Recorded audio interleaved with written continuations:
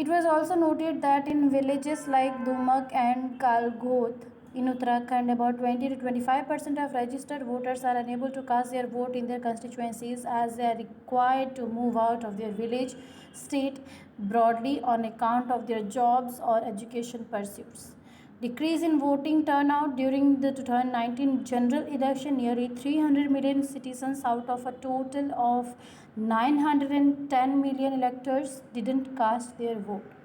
Concerns regarding metropolitan areas, the ECI also noted the concern about low voters turnout in some of the metropolitan city areas, despite the fact that polling stations are set up within 2 kilometers for any voters in urban areas. The need to address voting apathy in urban areas was felt.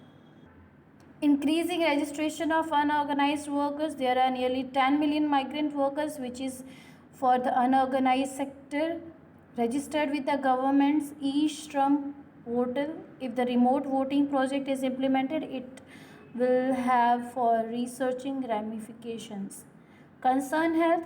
The health concern of mainly the senior citizens also need to be discussed as they are also becoming the main deliberation. In this context, the remote voting facility will result in increasing the voting percentage in urban areas as well as in rural areas.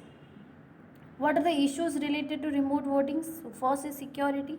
Any new technology system, including those based on blockchain technologies and others, are vulnerable to cyber attacks and other security vulnerabilities. Technology based voting systems may also entail privacy risk and concerns, veracity and verification. Furthermore, a voter verification system that uses biometric software such as facial recognition could lead to false positive or negative in voter identification, thus facilitates fraud or disenfranchising citizens.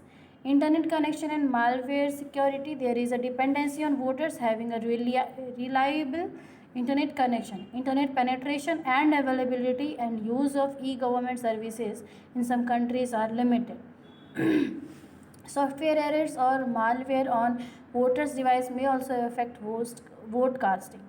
Now, privacy secrecy. Election always require a high level of security in order to protect voter privacy and the integrity of final result. Meeting the security needs of election means online voting technology must overcome barriers that can invade the voters' privacy. Now, preferred environment. It's also possible that voting takes place in an uncontrolled environment. It is difficult to ensure that the person votes freely and without coercion.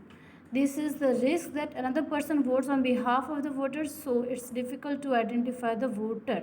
What is the current voting process for NRIs? It was through the representation of the people amendment Act 2010. Eligible NRIs who had stayed abroad beyond 6 months were allowed to vote, but only in person at the polling station where they have been enrolled as an overseas elector.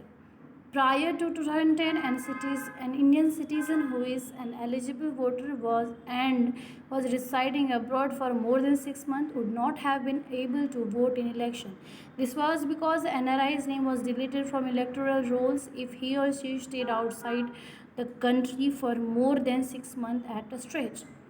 An NRI can vote in constituencies in which his or her place of residence, as mentioned in the passport, is located. He or she can only vote in person and will have to produce her passport in original at the polling station for eligibility, establishing identity.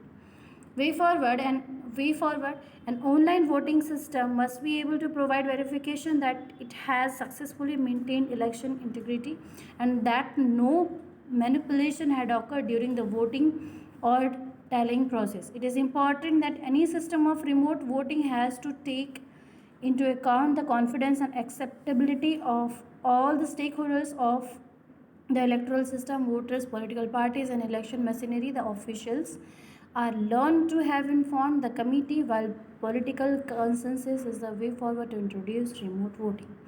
Even with all of the proper legal framework in place, using an online voting system would be pointless if the government or general public were no confident in its security, integrity, and accuracy. a postal ballot machine mechanism that allows for proper authentication of the ballot at designated consular embassy offices, and an effective postal system should ease this process for NRIs, but rules must be clearly framed for eligibility on the basis of time spent away from the country. Now, the question asked in UPSC, previous year question. So, the question is right to vote and to be elected in India is a, so basically it's a constitutional right. So the main question that was asked in 2020 is there is a need for simplification of procedure for disqualification of person found guilty of corrupt practices under the Representation of People Act. Comment. So you can practice this previous year board question, previous year UPSC question with your own, and we'll meet you in the next video.